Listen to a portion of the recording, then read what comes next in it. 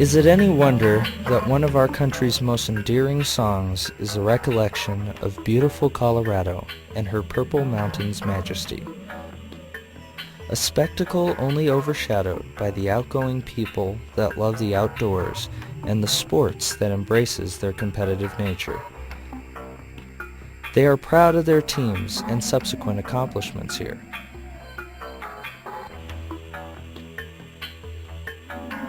But from that horizon and that sports spectacle exists another. If you look hard, you will probably not see it. It is dwarfed in its size, but never its dreams. It exists in the hearts of the determined and dedicated men and women who perform. Few will know it, but those that do can never overlook it or look away. This is the world of sports entertainment. This is the world of independent wrestling.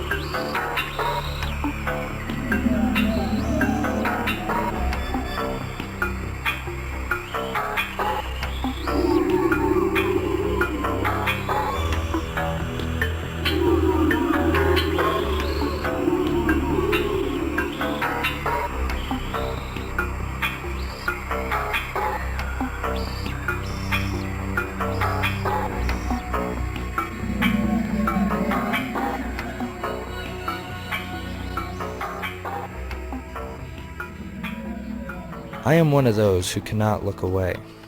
I have been a professional wrestling fan since childhood. These were my heroes and my family. I have lived here in Colorado since 1988, and until just the last couple of years, I didn't realize that pro wrestling existed in my Rocky Mountain state. Why didn't I know? I know everything about wrestling, or so I thought. Little did I know that all wrestlers, or mostly all, begin their careers in independent wrestling. Although a wrestler's dreams of performing before packed houses and television cameras are ever present, the reality is they must start here. Before payment is made, it is due, and dues are paid with sweat and injuries in front of small crowds in nightclubs, bars, or parking lots. This is not Madison Square Garden. It is not even a high school gym. But it is their arena, and the ring is set, the crowd gets seated, and the show begins.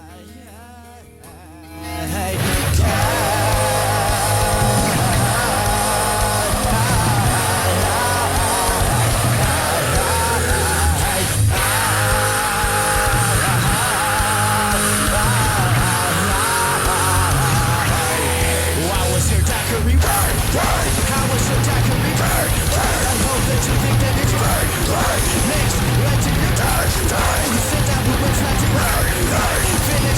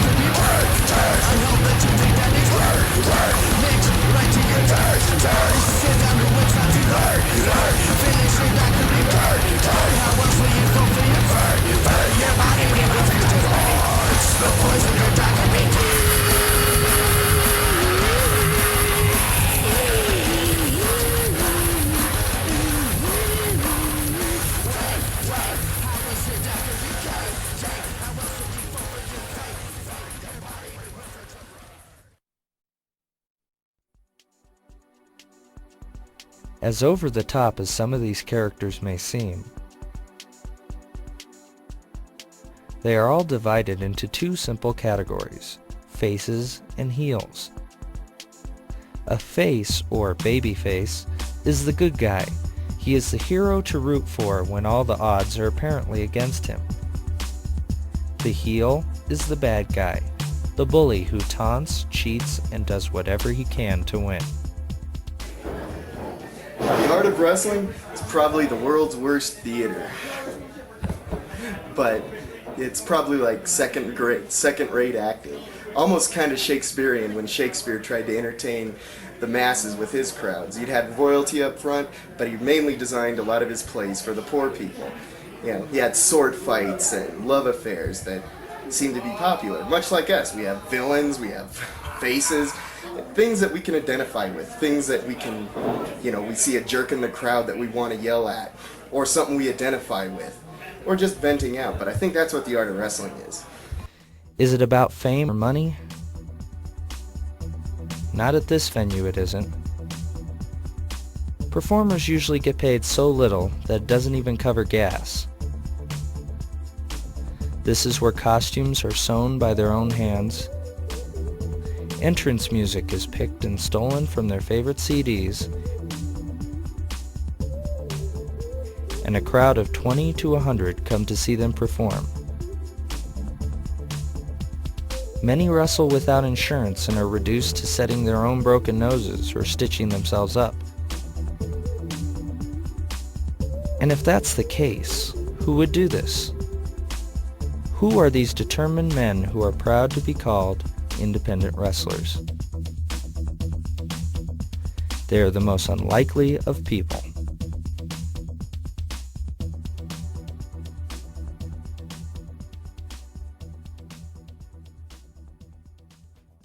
One thing wrestling can always be called is larger than life. The situations,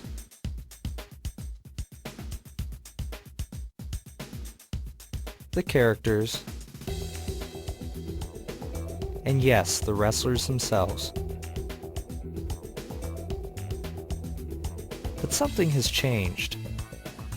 Although there are still big brutes around to entertain us, wrestlers here are starting to look more normal.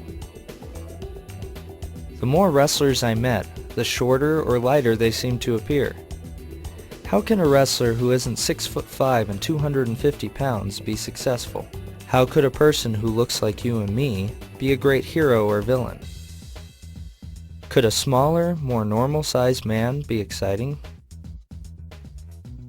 I found my answer when I met Champagne Tony Morales. The big man complex from the 80s is a lot of us working. Everybody, for some strange reason, seems to think that you need to be 6'5", 350 pounds. You have to be juicing to be able to make any sort of impact on the business. A little man just can't make that impact. But in the last decade, men like Shawn Michaels, men like Rey Mysterio, Bret Owen Hart, the Amazing Red currently, any form of junior heavyweight division over in Japan, X division, cruiserweight division, light heavyweight division, has proven time and time again that the littler, more athletic guys can steal the show. Even though smaller and lighter wrestlers are starting to achieve popularity, the chance of making it to mainstream wrestling is still very remote. Whether or not I can become successful at it, I'm doing the one thing in the world that I love to do. I'm wrestling, and I've always wanted to do that. And whether I, die tomorrow, or whether I wrestle till I'm like in my 50s, at least I can say that I went out there, I busted my butt, and I made these characters a reality. Although he is a smaller wrestler, you can't deny that he has talent.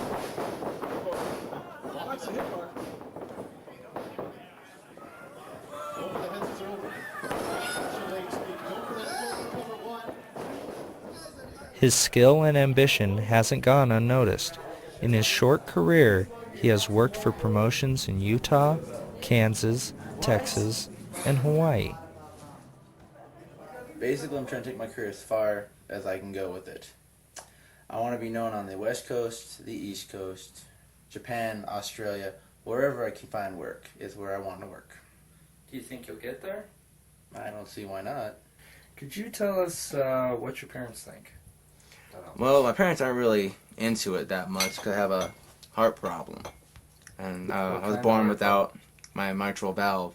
So they had to go in there when I was 6 months old and put one in. So they didn't expect me to live. They expected me to needed to get it redone at 13, at 18, but now I'm 20 and I haven't had to get it done yet. It's been perfectly fine. It was done in a hospital in Germany. I have no idea where.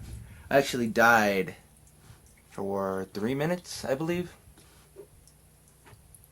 And my dad ended up having to give me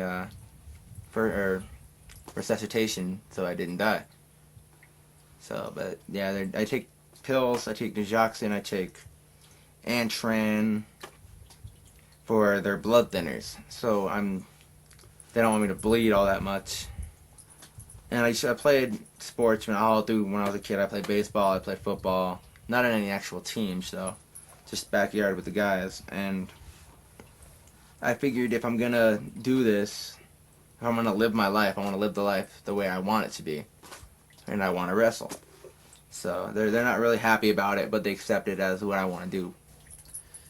So doesn't it concern you that something like that could happen again? Oh, it does. It does. But I don't see it happening as a result of a match. I mean, any wrestler can die in a match if something goes wrong, if there's an accident. I'm running just as big a risk as anybody else. I don't see it as I'm different or I'm special because I have a heart problem. It's not like it doesn't affect most aspects of my life. I haven't let it affect anything in my life. I'm just my cardio's not what it should be in my eyes, but for the most part, I'm fine. I'm just like everybody else. I just have a really big scar down my chest.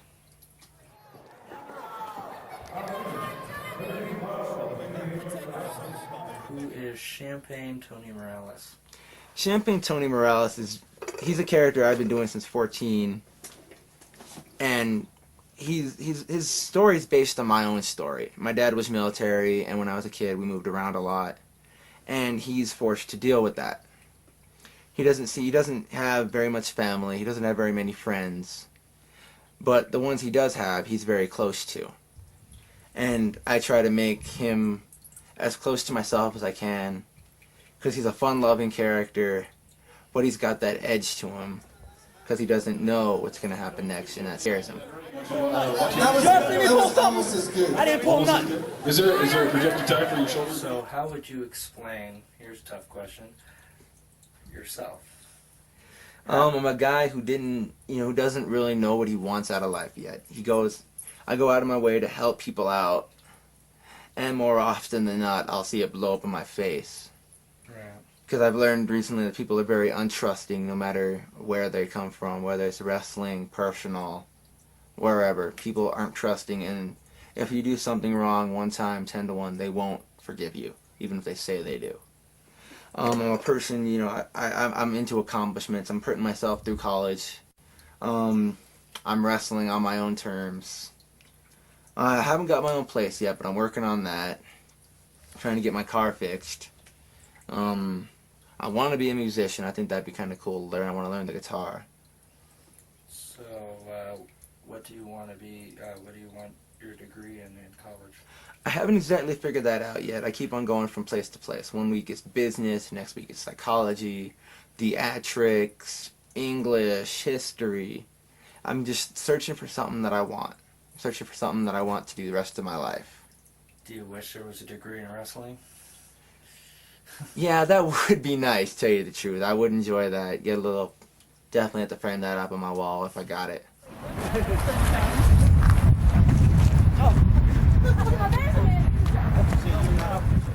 Dog.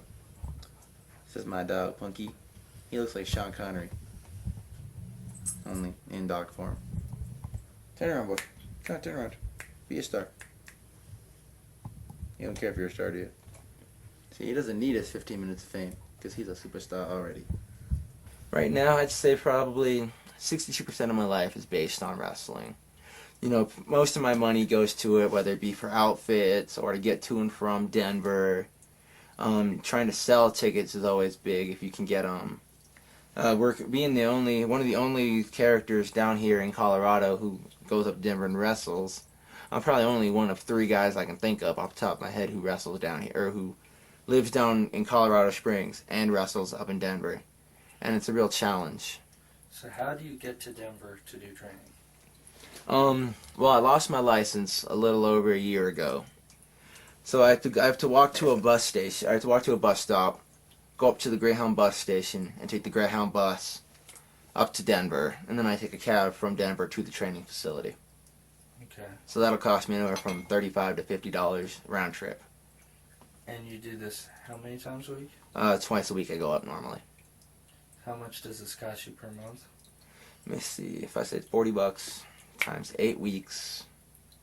See, 40 times 8, $320. I'd say about anywhere from $360 to $400 depending on shows. Do you really think that's worth it? In the long run, yes, because whether or not I can become successful at it, I'm doing the one thing in the world that I love to do. I'm wrestling, and I've always wanted to do that. And whether I, die tomorrow, or whether I wrestle till I'm like in my 50s, at least I can say that I went out there, I busted my butt, and I made these characters a reality. So, what would keep you? What would cause you to stop doing it, or would anything be that? If the injuries got too great, I could see myself quitting. The backstage politics, although they're a pain in the butt, would not keep me from quitting. Because hopefully there's decent promoters out there. I've met so many great people in this business that I wouldn't give any of them up for the world. I have people that I know through wrestling that are closer than my closest friends when I was growing up. So I would not want to give that up for anything. Each time I saw Morales wrestle, he was getting better and better.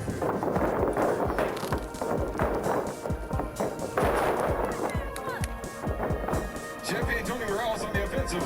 Putting the boots to follow. You're right on that one, Billy. The costume is pretty offensive today. But he was taking more and more risks. Moving out the ring.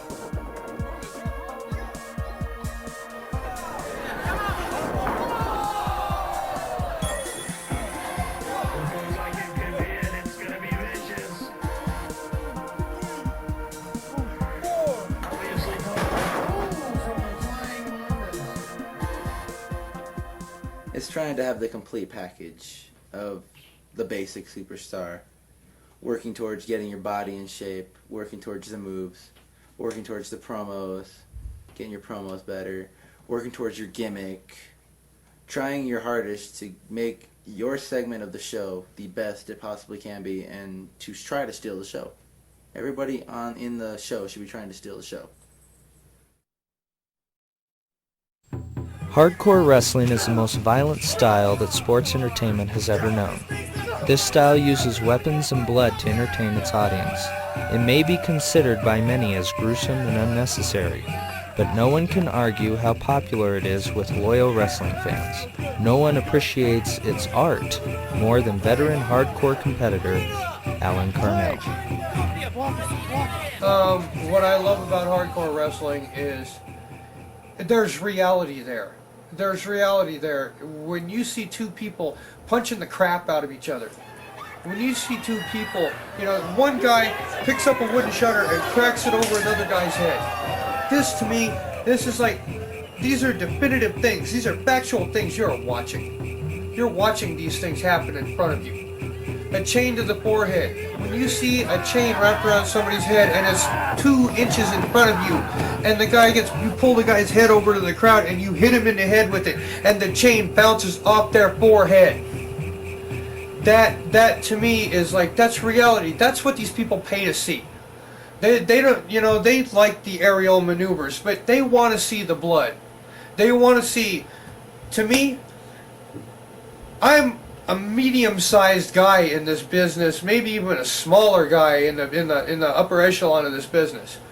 I can go out there and the crowd can look at me and think, my God, that's a bad little fucker.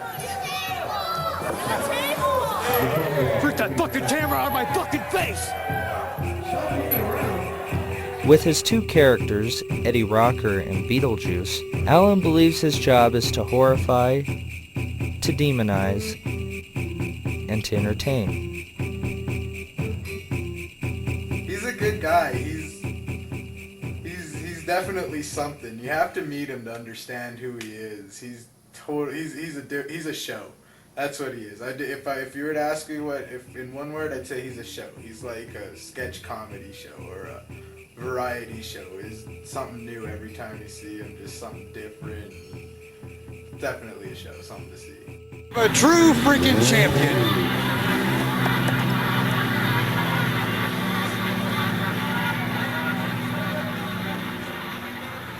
Wrestlers create comic book-like characters that will give you your money's worth, but just sitting with Alan, you may wonder how far he will go to make these characters come to life.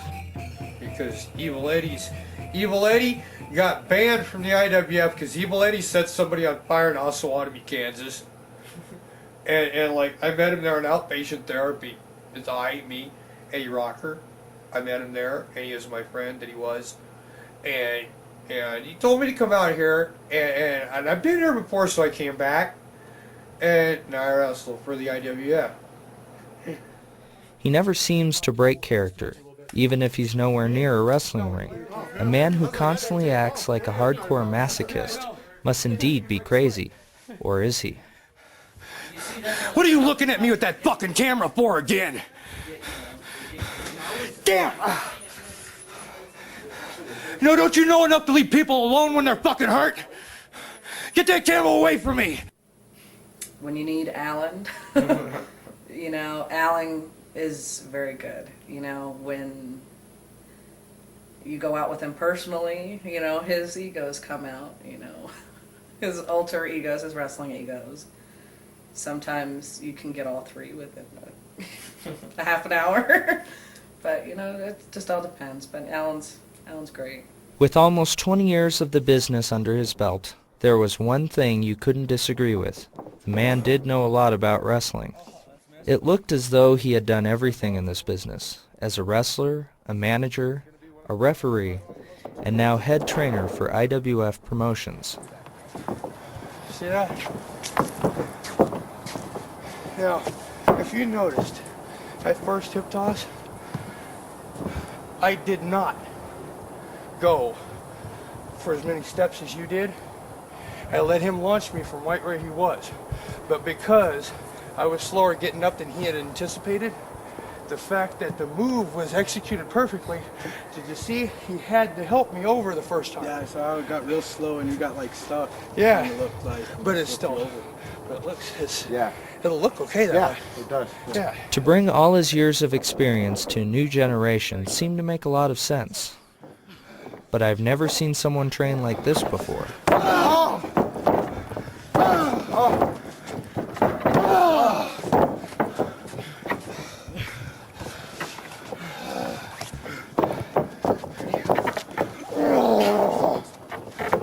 Oh no. Hey, get him on the ropes. Get him on the ropes. Come on now. Come on. Come on. Hey. Hey, hey, hey.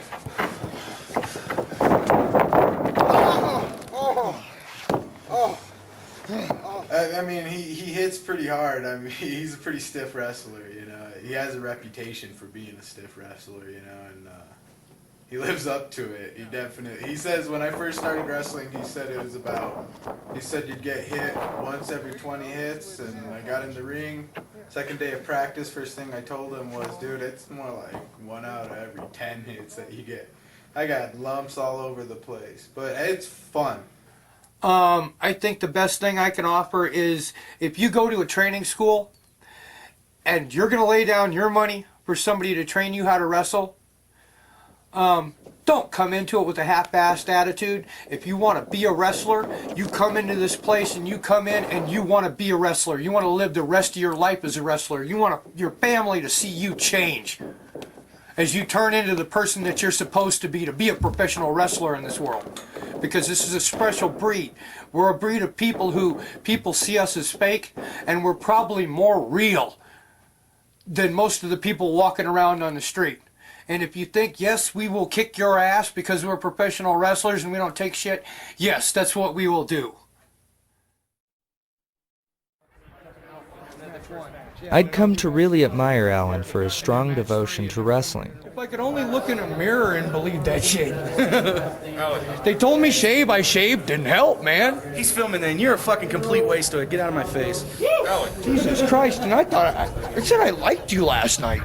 Huh? And I enjoyed listening to the stories about all the wrestlers I loved when I was a child.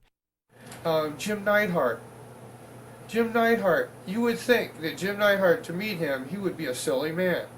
Jim Neidhart is a silly, silly man. He really is. He's a silly, funny man.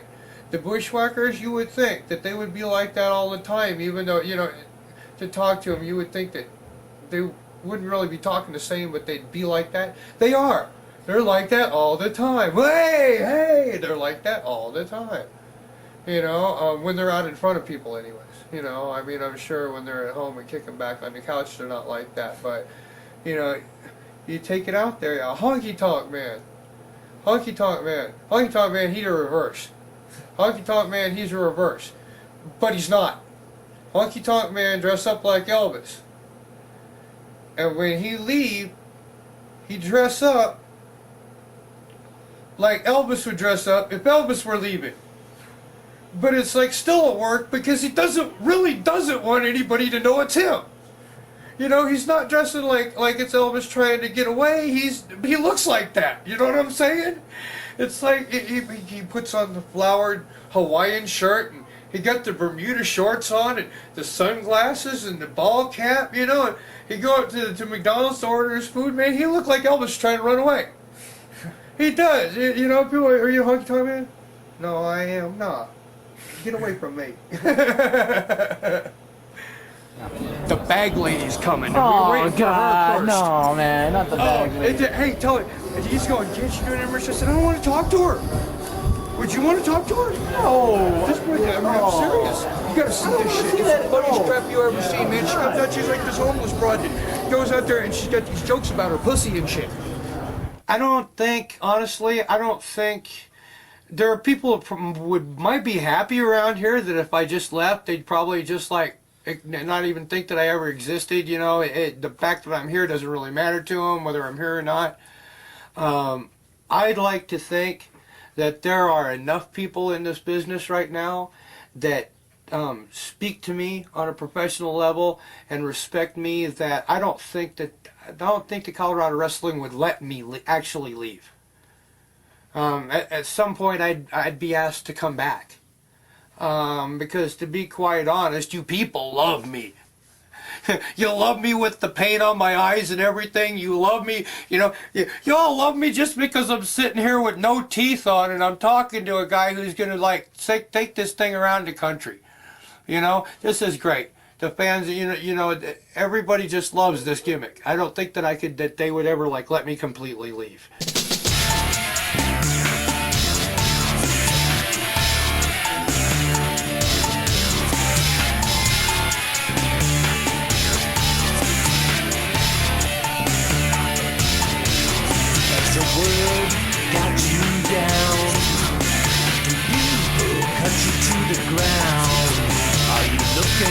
Something more than just hanging around.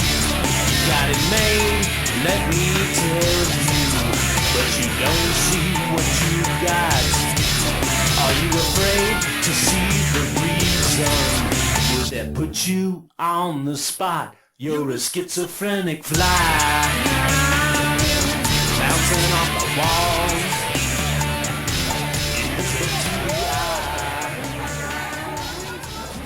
His matches were always entertaining to watch.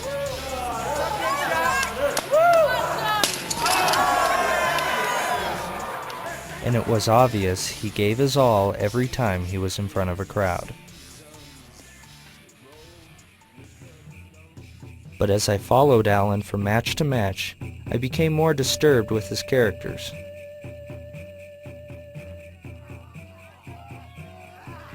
His matches seemed to get more violent and more gruesome, and I wondered if he was being a little hard on his opponents.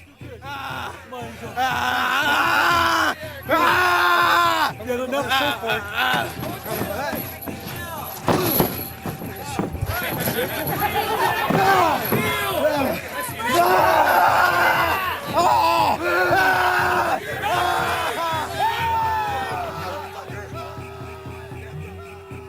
When I talked to him, I felt like I was talking more to Eddie Rocker and Beetlejuice, and less to Alan. I even wondered why he would refer to himself in the third person like he wasn't even there. I see I see Alan like basically kind of like, with all the time that I'm spending doing wrestling, I see Alan kind of like going away. Eddie Rocker keeps control of Alan. Eddie Rocker keeps control of Beetlejuice. Evil Eddie Rocker couldn't take care of the freak show, you know. Evil Eddie had to fucking go away, man, because Evil Eddie set somebody on fire in Osawatomie, Kansas, and Eddie Rocker couldn't control Evil Eddie, so he had to go put fucking Evil Eddie in the hospital, so he had to go away. Like I said, I get rid of things that I can't control. I will get rid of things that I can't control. And Alan, he's not a control person. Alan like basically sits on the couch and lets everybody do everything that they want. He doesn't care. You wanted to hit Alan. You came up to Alan and wanted to dump a beer over Alan and smack him in the head with a 2x4 sitting on his couch. Alan probably let you do it. Eddie Rocker, if you ask him if he can beat him over the head with a 2x4, he's going to say yeah, and then he's going to get up and he's going to shove that lamp right there down your throat. He's going to bust you over the head with the ball-peen hammer and watch the glass crackle out of your mouth and the blood drip down your jaw. I see Alan going away all the way for a while because, like, I need to be Eddie Rocker. It's kind of like the Marilyn Manson. I call it the Marilyn Manson marketing concept. This is my theory. Okay, if you're a professional wrestler, and you have to be a professional wrestler when you're in front of people, because to be a professional wrestler means to be real in the eyes of in the eyes of the fans, in the eyes of everybody that knows you. If that is your job, and you're out there 12 hours a day in front of people, and you're a professional wrestler, even if it's just some little schnook like me, sitting in a house, if this is all I do, fuck it, it's all I do. If I have to come out here and I spend 12 hours a day being Eddie Rocker, sit behind this desk, filling out paperwork as a trainer for IWF Promotions, and then I myself, when I close up shop at 9 o'clock at night, when I turn my phone off and say that I'm off the clock, and then I turn into Alan, I'm awake for 2 hours, and then I go to bed, then I was not Alan today, I was Eddie Rocker. So basically, if you're going to be a professional wrestler, you have to live your life as a professional wrestler, be the professional wrestler that everybody believes that you are. So you got to live it. And that, I believe, is the most important thing that I have learned about professional wrestling in the last couple of years. For the most part, that's the major thing that I've learned in the last couple of years, was that this is the real thing. When you live it, you live it. When you live it, people see that you live it. The people that walk around, the people that see you in freaking Kmart, they know who you are. They ask you for autographs.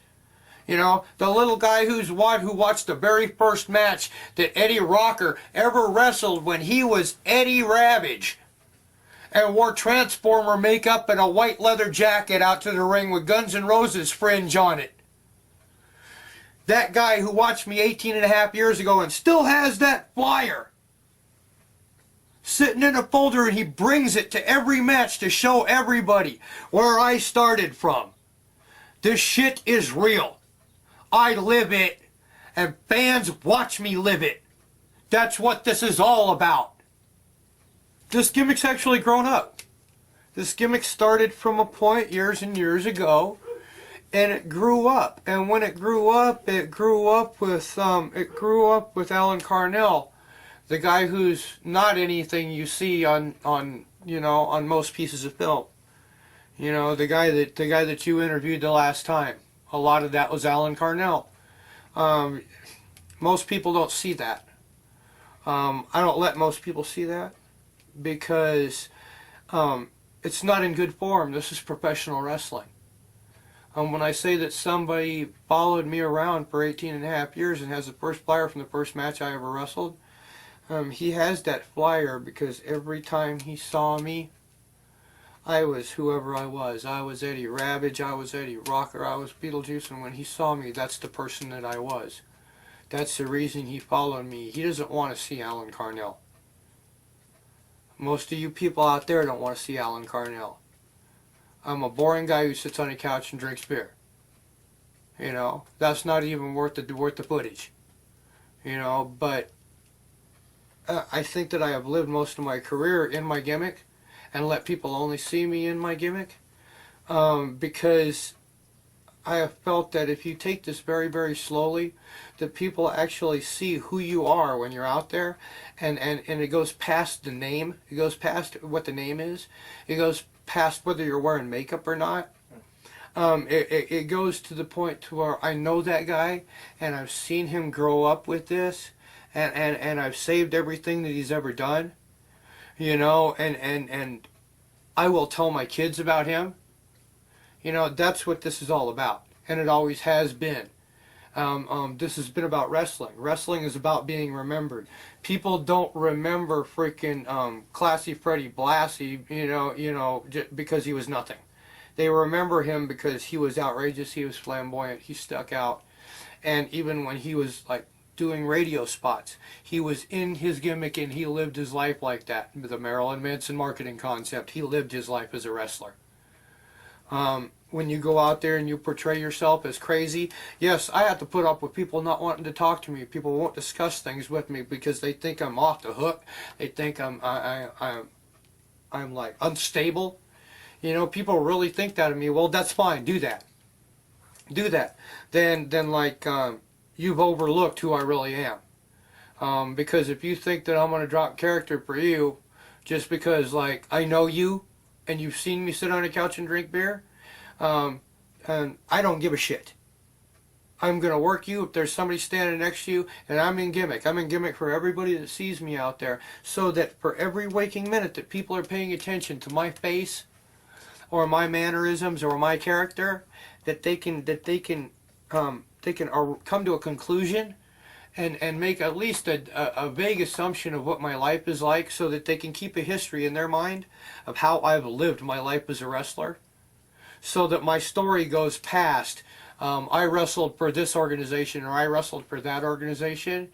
It goes back to I remember seeing him wrestle. I don't know who he wrestled for, but he wrestled for somebody I seen him like 15, 20 years ago. I want it to go back to that.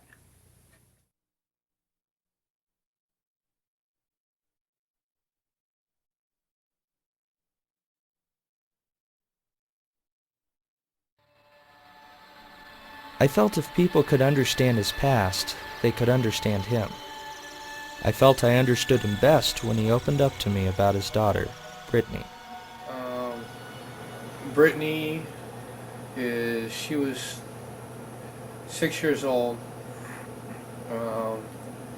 Actually, she was 5, and she was diagnosed with Ewing sarcoma, which is cancer in the knee. And she went through chemotherapy, and at the time my girlfriend's sister was living with us, and my girlfriend's sister was HIV positive.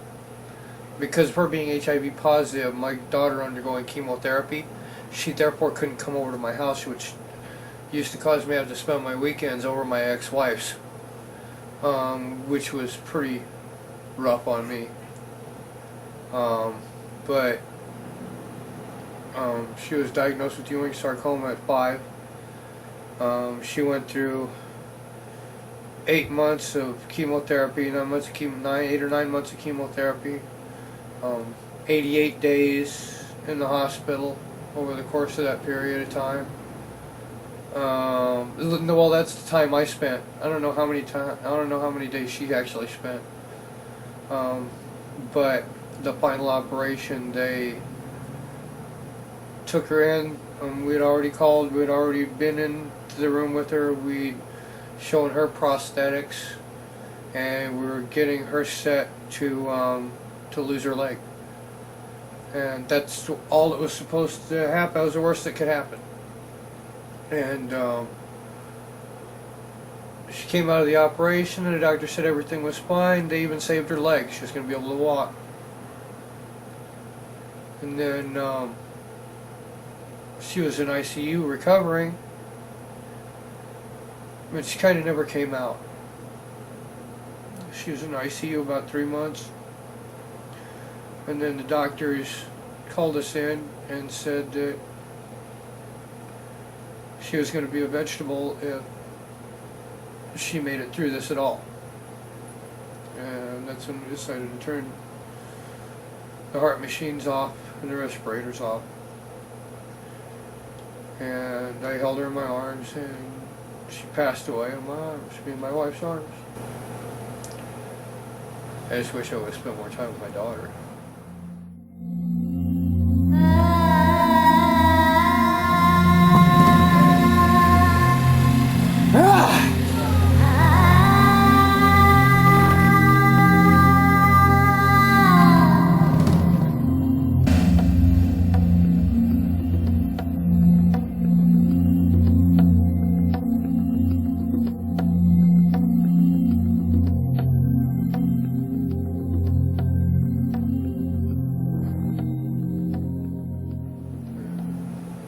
So, what did her death do to your life? Turned me into a freaking drug addict for a real long time. I really did. Have you ever done drugs before then? Oh yeah, I even say I went as far as abused them, but not like this. You know, no, not even a speed freak tries to put a quarter gram of crank, a pure crank up their nose in one blast. You know, I was going into work, and because of what I was going through, my employer was just like letting me do whatever I wanted. I was coming in with purple eyes. They were so blood should have been dripping out of them. I finally left that job because they knew way too much about me and my life. I had to get away from it, so I left that job. Of course, I couldn't get another one. You know, I couldn't get another one. That's you know, that goes without saying. You know, I was too fucked up mentally. I was too fucked up physically. I couldn't get a job at all. So I just kind of like stayed away from people for like pretty much a couple of years, and just dealt with it. You know, just like leave me alone. I'm gonna go think about shit for a little while longer, and I went and did that. And, you know, and lighten up on the drugs on the way down. You know, and was still being a regular burnout. You know, most of the time it was speed. You know, and then I started feeling a lot better about myself, and I met a girl, and I got a job, and I started fucking around with that damn crack, and pretty much all like the way I am right now. I think crack was what caused me to be a straight person. You know, and by straight I mean I drink my beer and I smoke my pot, but I don't indulge in any other bullshit anymore in my life, and I think crack was the major contributor to that, because that's the most insidious and sipping shit in the face of this planet. And I lost my relationship off of that. I lost almost everything I own off of it. I lost a few very, very close people that I loved in my life for that shit too. And if it weren't for all of that happening, I might still be doing it. But it's happened, and I can't like take any of it back. Any of it I've let happen, I can't take any of that back either. So I've just decided that I'm better than that.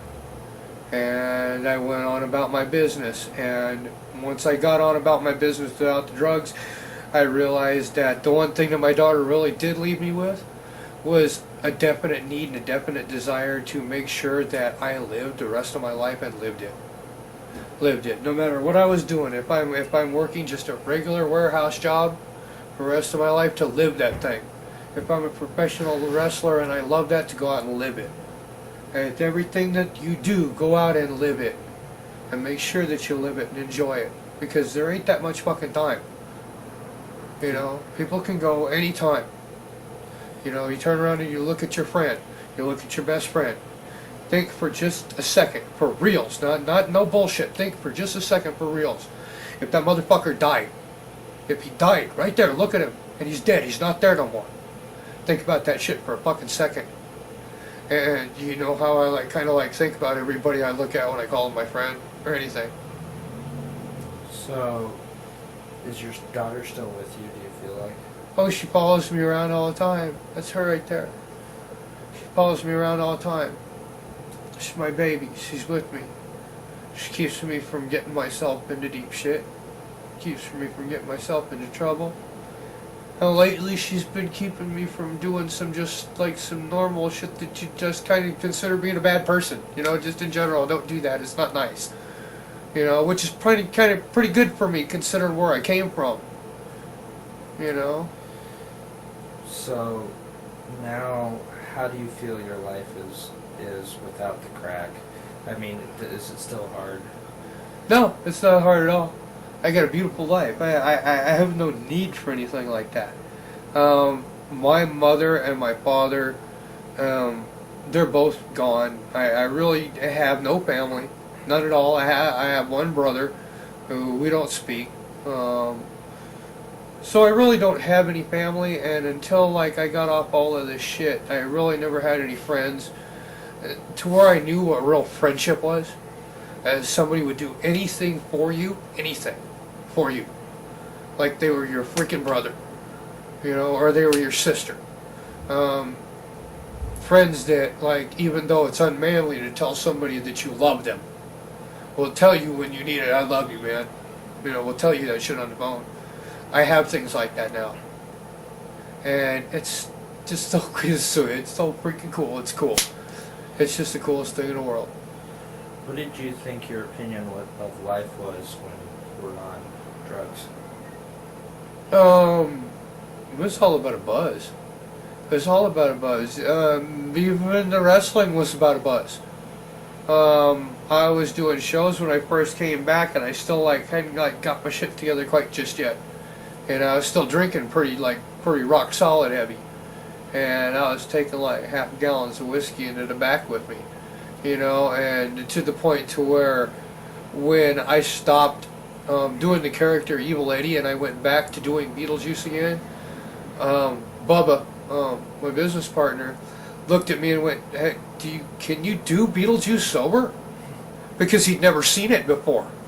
It had always been on like a pint and a half of Jim Beam. He'd never seen me do Beetlejuice just like a normal person before. I looked at her and I didn't know whether I could do it either. Have you ever been in rehab? No. No. I've had needles in my arm and stuck needles in my arm and got hooked on them, and took 2 weeks vacation from Taco Bell where I was working, and went up to my little rooming house apartment with a great big bag full of tacos, enough tacos to last me for 2 weeks. No matter how stale and rotten they were. And I'd stick them in the freezer with an ounce of pot, and I'd sit at home, and I'd smoke pot until I passed out. And I'd wake up, and I'd want a needle, and I'd eat, and I'd smoke more pot until I passed out. And then I'd wake up, and I'd want a needle, and I did that until I didn't want no freaking needle no more. It's that simple, you know.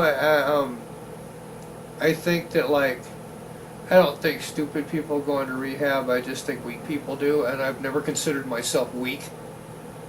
I'm not a weak person, because I do things because I'm bored, because I'm lonely, for a myriad of reasons.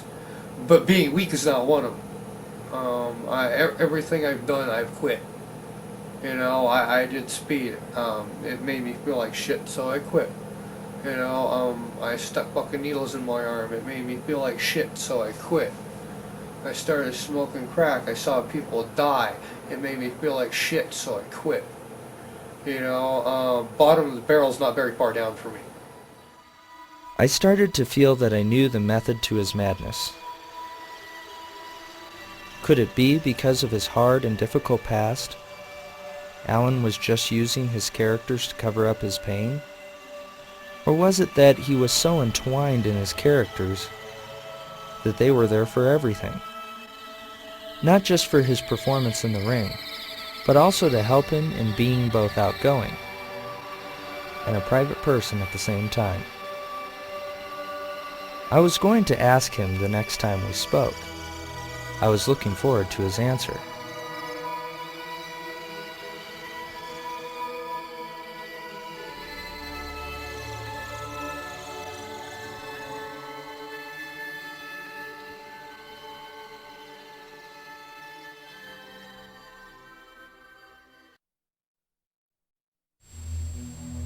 Alan was in Kansas returning to Colorado after performing in a show in the town of Hoisington.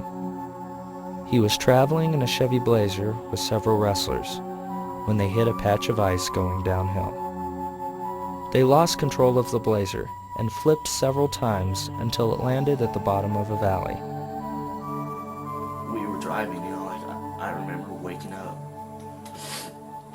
I just waking up as we started to fishtail to the left, and then we whipped back the other way, and we just flipped, and I remember just thinking to myself, when is this gonna stop? Because it just kept rolling and rolling, and when it finally stopped, we were yelling to each other, trying to find out where everybody was. We were yelling, and everybody was answering except for Alan, And so we were all yelling, and we're looking up the hillside, and we're looking everywhere for Alan, and we couldn't find him. So all we knew what the worst, we knew that he was under the vehicle, Just, oh my.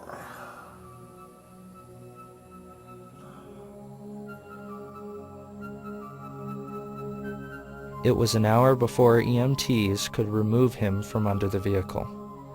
Alan was taken to Hayes Medical Center. 2 hours later, he passed away. My reaction to Alan's death is, at first, I don't know, I thought it was a joke. I hoped it was a joke. I still can't believe it. I can't accept it. It's just, I know it hasn't hit me fully, and I don't know when it's going to hit me fully, but it's just surreal. It's the only thing I can use to describe it. It's surreal.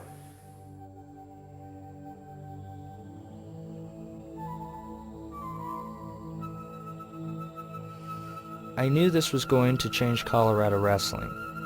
Wrestlers weren't just changing their attitudes toward the business, but towards life itself. It just makes me think to myself how I just hope, how I'm just glad and that I was even able to know Alan. One I'm gonna keep saying that I'm glad and I'm lucky and I'm happy and all these things for the time that I had, because one, I knew him for one, and two, I know that he knew and cared for me, and I know, and I can, it gives me solace to know that he would view me as his brother, and tell anybody that he loves me, and he'd stick up for me, because I was his brother, we were blood, we were family, and all the time that I spent with him was so symbolic when no one, and you could never know it until the legacy of Alan was finished, or until it just begun.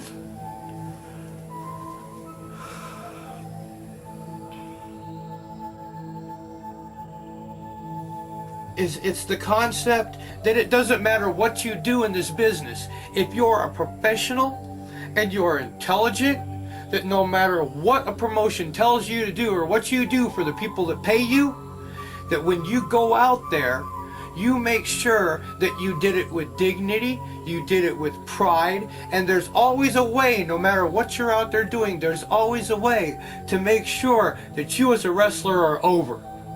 That you are over. That what you did was no disgrace. And how has this changed me? I'm not sure, but I'll tell you one thing. I'll never look at wrestling the same again.